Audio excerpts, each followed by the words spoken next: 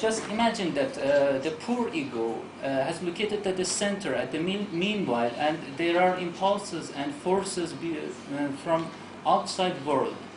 Some from the initial desires of the homosexuals, and the other ones, the superego. These impulses cannot be bared or stand through ego, and the ego is going to block them or direct it in order to save the world. Displacement, the second defense mechanisms. You can, everyone, I offer you to investigate these defense mechanisms in your own world, and you may have a journey in your inner world, and you may get surprised with something that for the first time you see in yourselves.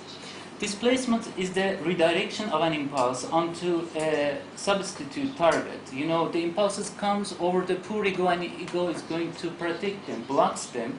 But it is not blocking process. It is redirection to substitute target. I mean, Oriental dancing is not such a thing that can come from without. One should feel it, blending the female feelings with the body movements, and exposing some parts of the body nude in the view of spectators as he acts in the frameworks of a lady. That's all. Thank you for your attention. Thank you very much. Well, thank you very much, and congratulations on explaining Freudian theory in 10 minutes. That's something I thought it could not be done. Yes, it is. It is very difficult.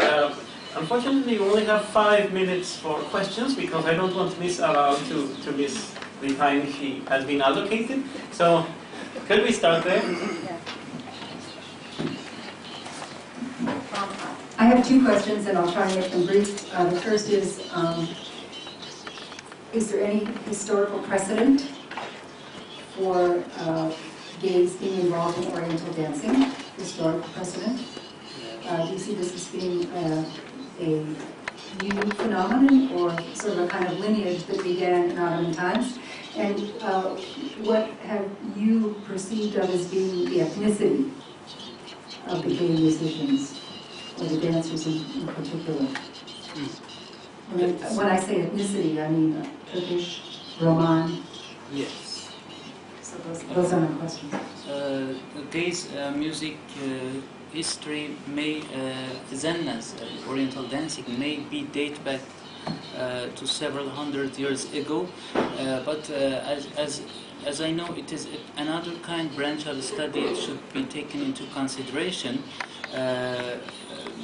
But as I heard during my during my research, there was a term with the collab oğlan and oğlancılık in Turkish culture during the Ottoman period in Turkish.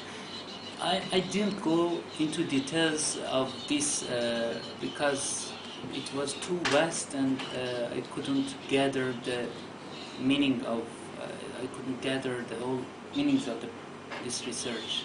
I was just thinking that might attribute the confidence to this kind of lineage. That was my way of thinking.